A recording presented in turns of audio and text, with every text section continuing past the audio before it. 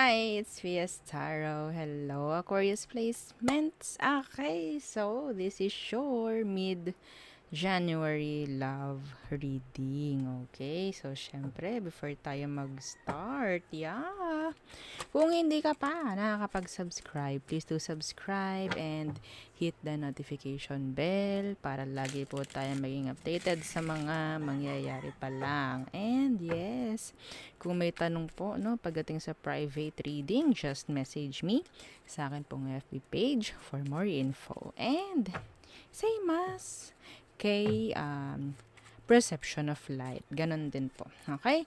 So, kung meron din tanong pagdating sa ating all-in-one Evil Eye bracelet, this is always available. Oh, yes.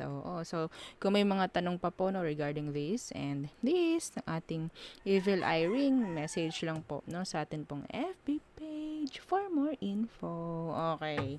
So, Aquarius. Aqua. Ano bang meron? Okay, Aquarius placements. The person on your mind, anong meron? Sino yan? Aqua. Judgment in reverse. Laging merong Scorpio sa inyo, no? Laging may Scorpio placements. Pwedeng person mo, ganyan. Lagi mong nakukuha Scorpio energy. Judgment in reverse and the Knight of Swords in reverse. Sawa ka na sa taong ito. Sawa ka na sa mga pinapakita niyang hindi consistent. Okay? Sawa ka na sa mga parang urong-sulong na ginagawa, kung may gagawin man dapat, hindi gagawin, mga ganong bagay-bagay ba. Sawa ka na sa ganon niya. Oo, the Ten of Pentacles in reverse. Iba sa inyo na parang nagdadalawang isip ka na pagdating sa kanya, kung makikipagrelasyon ba or what. Yung iba naman, sabihin din natin na pwedeng may separation na rito. The Tower. Okay? So, tingnan natin, ano ba ang situation talaga? Anong sitwasyon meron?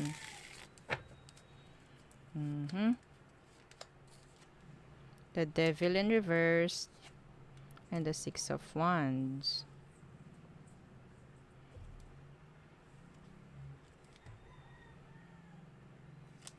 Ang nakikita ko rito, parang wala naman na masyadong issue. Okay? Dahil pare-pareho na rin kayo na parang, or maybe ikaw, mas pinipili mo, no? Kung ano ang pathway mo. Okay? Parang ganyan eh.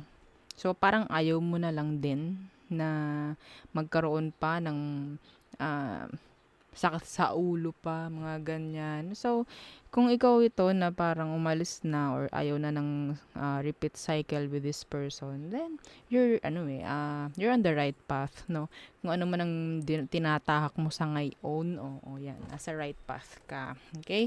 Kasi ang nakikita ko sa sitwasyon na to is kailangan mawala yung katoksikan. Kailangan mawala yung in general, okay? Kung ano man palaging napapag-awayan, yun ang dapat mawala sa sitwasyon.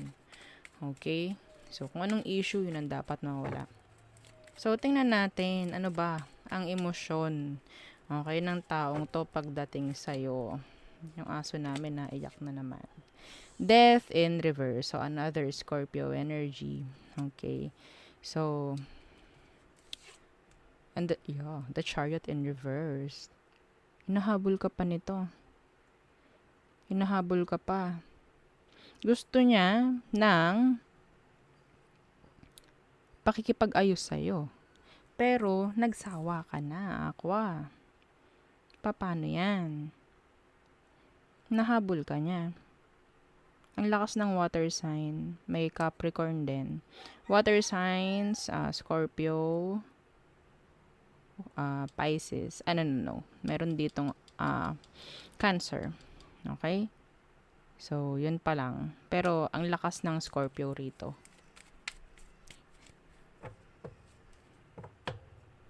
Gusto niyang may fix, pero hindi niya alam kung paano. Emosyon nito hindi pa rin nagbabago. Para siyang kung may separation, sabihin nating nakakaawa yung energy niya. Nakakaawa. Kasi nandoon yung paghanga sa'yo, nandun yung panghihinayang niya. Wala tayong magagawa doon, no? Oo, kung ikaw na yung gumawa ng way mo makalabas sa connection, kasi hindi ka naman lalabas kung walang issue rito. Okay? So, tingnan natin. Ano ang next action niya towards you, Aqua? The Ten of Pentacles. Yeah, gusto nito ng commitments, ng connection with you, ng relasyon. Oh. Naghihintay lang siya. The Two of Wands. Wala siyang gagawin. Some of them pwedeng focus nito is yung stability nila. It's like gagayahin niya kung anong ginagawa mo. If you're choosing growth over this, ganun din sila. Okay? So, yeah. The Lovers in reverse. Kung anong ginagawa mo, gagayahin ka nila, Aqua. Kung iniisip niya na naririnig ko kasi, okay, we have to end this, parang ganyan, para makausad na rin tayo, para magawa na rin natin kung anong mga gusto natin gawin sa buhay, mga ganyan. Oh, enough with this parang no ending na cycle, parang ganyan. Okay? So, pwedeng nasabi mo sa kanyang ganun before, and ganun na rin ang gagawin niya. Pero actually, this person, nandyan pa rin, naghihintay pa rin ito, no, ng another chance, I guess. Okay? Hindi ko alam kung anong itatanong natin next. Kasi you're doing the right way. You're doing the right way. You're tawag dyan, heading the right path. Oh, nasa right path ka na. Pero, okay, so, kuhaan natin yung mga Aquarius na hindi alam ang gagawin. Okay? Yung parang naghahabol pa rin. Parang ganyan.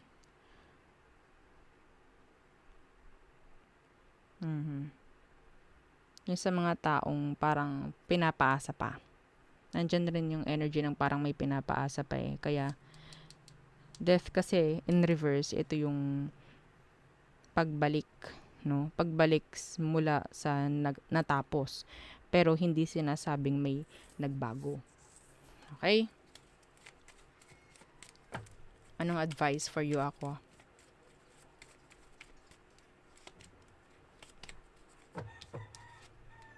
King of Chalices. The Knight of Chalices in reverse. This is all emotions. The Nine of Pentacles. This is, yung stability. So, gayahin mo yung ginagawa ng ibang Aquarius. Like, focusing pagdating sa stability and set aside muna yung emosyon. Okay? Kasi,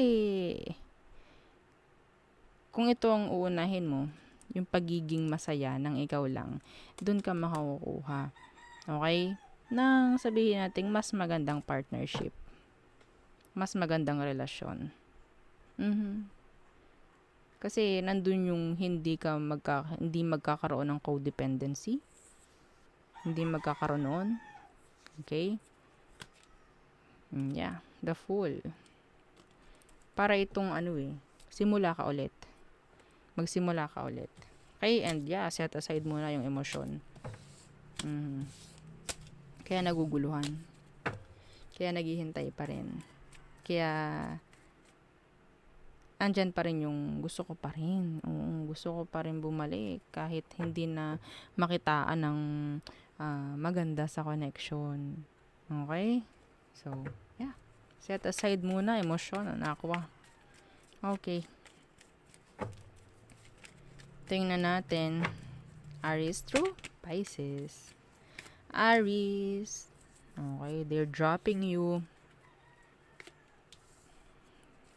Taurus, gusto ng another chance.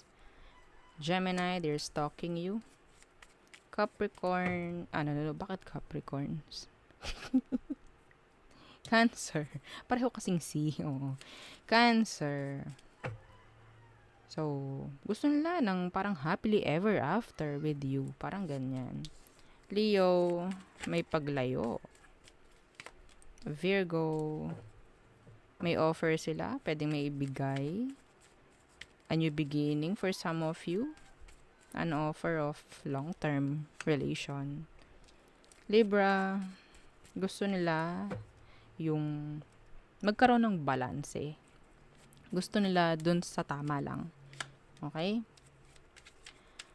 Scorpio, thinking of you, being silent.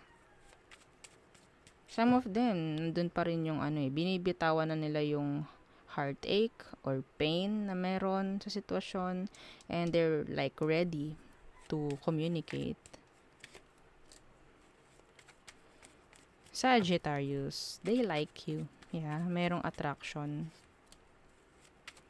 Capricorn, okay, so parang gusto nang lumabas sa sitwasyon ni Capricorn.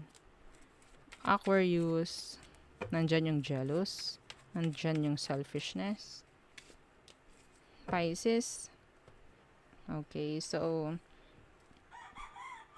ayaw ng connection or ayaw ng partnership with you. Pwedeng ina-avoid na rin na makipagrelasyon, or you need to avoid Pisces. Okay? So there, yun ang ating reading for Aquarius placements. So yeah, don't forget to like, share, and subscribe, and follow our FB page. Thank you.